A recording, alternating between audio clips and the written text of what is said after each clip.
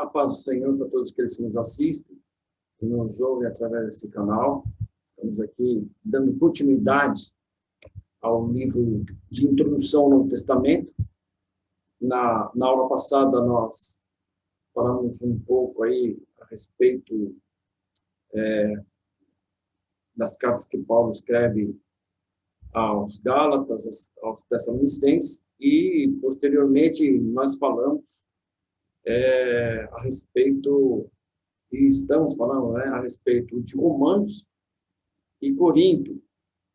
Essas cartas, elas têm muita relevância no que se trata a composição doutrinária, né?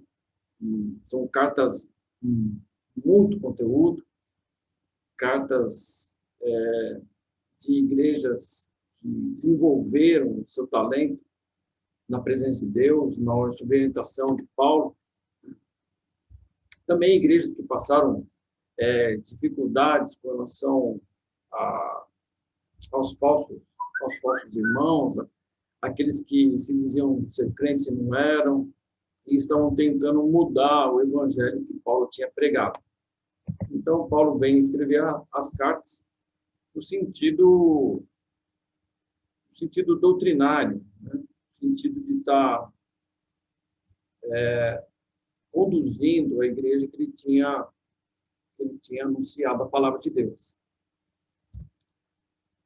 Nós estamos na unidade 3, capítulo 4 e lição 2. O tema central é formação, estabelecimento e expansão do cristianismo. Nós estamos tratando nesta lição mais propriamente a respeito da expansão, onde a igreja primitiva, a igreja de Antioquia da Síria, tem o papel de ser aí o berço, né? O berço do evangelho, enfim. E através de orações e jejum, o Espírito de Deus indicou Paulo, separou Paulo e Barnabé para as viagens. Certo? Expansão da igreja, né, no Novo Testamento. Aqui no capítulo 4, Coríntios e Romanos, as principais epístolas de Paulo. Epístolas com total relevância. Dando continuidade, no 4.1.2, vamos falar sobre os propósitos da primeira epístola aos Coríntios. O propósito: exortar aos cristãos acerca da unidade, exortar os cristãos acerca da unidade em Cristo, no sentido de evitar as divisões e os vícios. A igreja de Coríntios desenvolveu muito o seu papel, o seu talento, né, no sentido de igreja, no sentido de cristianismo. No entanto, passou algumas dificuldades com relação à divisão, né? Uma igreja madura, que tinha os dons espirituais, mas havia uma divisão. Uns se diziam ser de Paulo, outros se diziam ser de Pedro, outros se diziam ser de Paulo e outros se diziam ser de Cristo. Então, Paulo vem nos dizer a carta, falando que quem que formou, né, quem é Paulo, quem é Pedro, senão Deus que dá o crescimento. Enfim. E também vou falar um pouco a respeito dos vícios, né? Uma cidade portuária, uma cidade com um índice elevado de prostituição, então também havia bebidice, e a igreja estava chegando com os vícios e sendo curadas. Então, Paulo escreve a carta de uma forma orientativa e doutrinária. 4.1.2 ainda, na primeira epístola aos Coríntios, está escrito assim: rogo-vos, porém, irmãos, pelo nome de nosso Senhor Jesus Cristo, que digais todos uma mesma coisa, e que não haja entre vós dissensões, antes sejais unidos em um mesmo pensamento, em um mesmo parecer. Então, nós vemos uma igreja uma igreja que estava dando seus primeiros passos no sentido da história do cristianismo, já trazendo as dificuldades e Deus conduzindo Paulo para orientar a igreja, né, a respeito de todas as dificuldades que Paulo passava. Então, isto já não é de hoje, né? Nós temos as dificuldades, caminhamos pelas dificuldades com relação aos falsos irmãos, falsos profetas, homens que entram para burlar a palavra de Deus, né? E aí o Espírito de Deus, ele conduz homens, hoje em dia, como conduziu Paulo também naquela ocasião, certo? 1 Coríntios, capítulo 1 ainda, no versículo 11, fala assim, porque a respeito de vós, irmãos meus, me foi comunicado pelos da família de Cloé, que há contendas entre vós. Então, Cloé comunica a Paulo, fala da dificuldade que ele estava passando, era no sentido dizendo, e onde Paulo escreve a carta aí, né, para os irmãos de Corinto, trazendo uma demonstração, trazendo ensinamento, falando que não era daquela forma que devia ser tratado, ou de que eles deviam se comportar, sendo que eles tinham os dons espirituais. 1 Coríntios, no capítulo 3, não sabeis vós que sois templo de Deus e que o Espírito de Deus habita em vós? Nesse momento aqui, Paulo está tratando acerca daquelas pessoas que estavam dentro do vício, ou seja, já estavam chegando para a casa de Deus, estavam dentro da igreja, mas ainda não tinham sido libertos dos vícios, traziam os vícios. Então, Paulo vai trazer ensinamento a respeito da bebedice, né? A respeito de tantas outras coisas mais. Certo? Então, uma carta de muito conteúdo, de total relevância, dentro de uma ação doutrinária. Né? Geralmente se ouve que há entre vós fornicação, e fornicação tal, que nem ainda entre os gentios se nomeia, como é haver quem possua a mulher do seu pai. Muitos estavam dentro da igreja e ainda estavam caminhando na igreja e ainda estavam vivenciando um momento de fornicação. Então, Paulo vem trazer essa carta. Né? É uma carta doutrinária, uma carta orientativa, né? Para que o evangelho do Senhor fosse firmado, né? Dentro da palavra de Deus. E a igreja fosse uma igreja santa. Uma igreja separada, uma igreja santa. Né? Igreja separada para Deus. Dentro dos propósitos, o outro propósito da primeira epístola, nós estamos falando ainda, corrigir os abusos praticados contra a liberdade cristã. Paulo teve muita dificuldade, a igreja se formando, crescendo, né?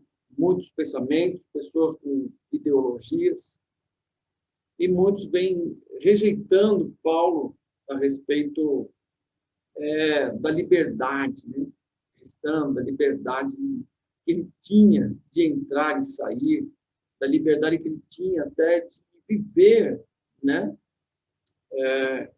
Viver com o suprimento da igreja, ou seja, ser suprido pela igreja. Ele tinha esse direito, ele fala um pouco, ele redige um pouco nas cartas a respeito disso, né? Nós vamos ver alguns textos acerca disso. Não sou eu apóstolo, não sou livre, não vi eu a Jesus Cristo, nosso Senhor, não sois vós a minha obra do Senhor. Então ele vem aqui expressar a sua postura, né? Porque muitos estavam rejeitando Paulo, dizendo que ele não era para ele viver daquilo que a igreja estava arrecadando, porque a igreja estava arrecadando as ofertas para uma contribuição para mantimento, né, para manter a igreja. Mas Paulo nunca ousou viver da igreja, viver do salário da igreja, mesmo que ele pudesse, e ele relata isso nas suas cartas, mesmo que ele tivesse o direito. Então, há um pouco uma contradição nisso, há um pouco uma resistência a respeito de alguns irmãos dentro da igreja a respeito disso. Não temos nós direito de levar conosco uma esposa crente, como também os demais apóstolos e os irmãos do Senhor e as Cephas? Ou só eu e Barnabé não temos direito de deixar de trabalhar? Então, aqui ele vem algumas colocações que ele queria fazer e a igreja estava se opondo, né? E aí ele escreve isso na sua carta, falando até eu falei, eu e Barnabé não podemos deixar de trabalhar, viver, ser suprido, né, pela igreja enquanto pregamos, é um direito de Deus, está escrito na lei mosaica, está escrito na lei mosaica, né? De que tem direito de comer do boi aquele que cuida do boi. Aí vem uma outra parte aqui, ainda nessa primeira epístola, a respeito de exortarmos em relação à influência dos falsos mestres. Então, ele traz uma exortação a respeito dos falsos mestres, aqueles que se diziam doutores e estavam colocando um jugo ainda sobre a igreja, um jugo a respeito dos ritos judaicos, das ofertas de sacrifício, sendo que Jesus é o sacrifício expiatório. Então, Paulo vem redigir também na sua carta a respeito disso. Esta é a minha defesa para com os que me condenam. Fala um pouco aqui da dificuldade daqueles que estavam o condenando, porque ele estava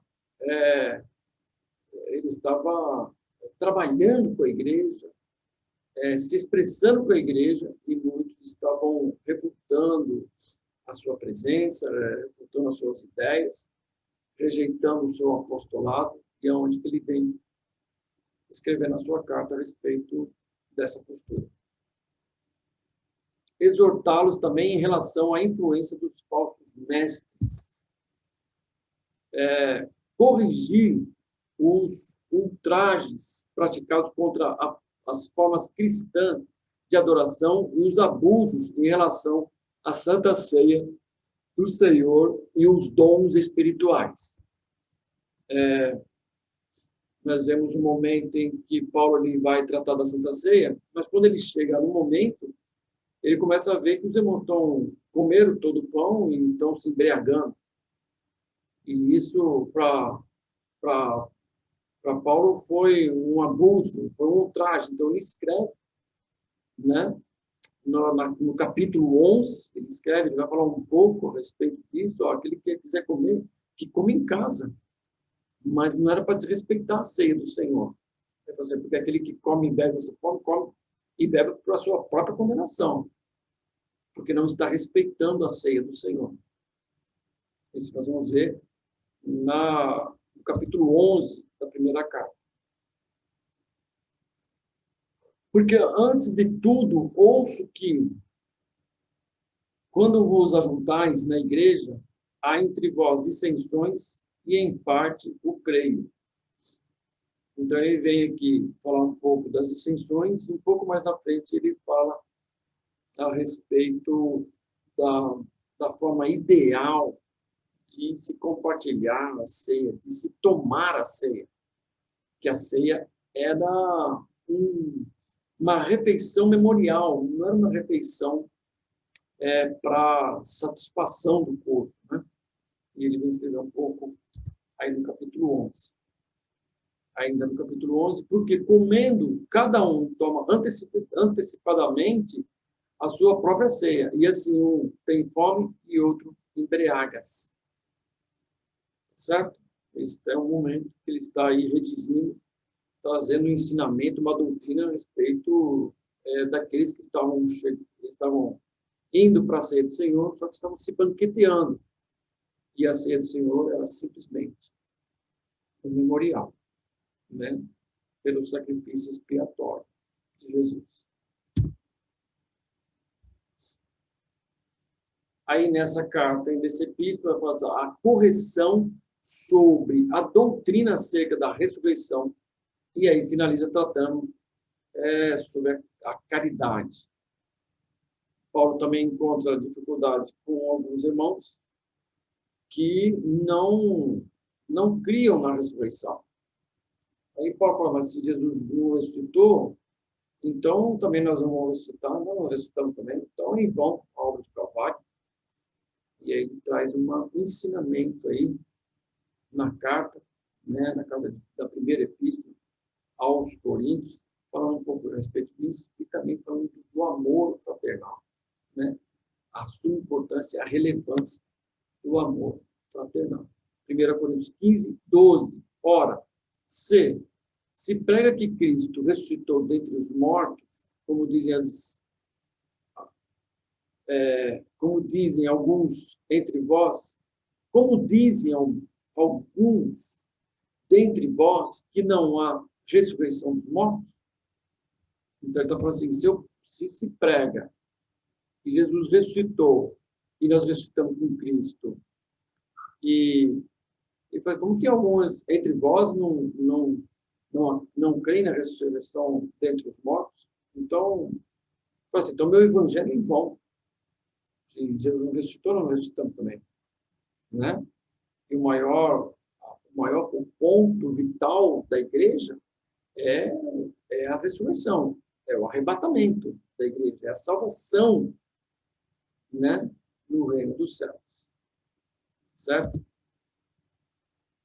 Finalizamos essa parte, né, segunda parte do capítulo 4, nosso referencial, nossa referência, Instituto Bíblico da Assembleia de Deus, o IBAD, e da Anhangabaú, São Paulo, nosso canal no YouTube, Núcleo IBAD Glória. Né? Dê o seu like, participe conosco, seja mais um daqueles que vão nos ajudar a divulgar a palavra de Deus, o reino do céu. Um forte abraço para todos. No nome de Jesus.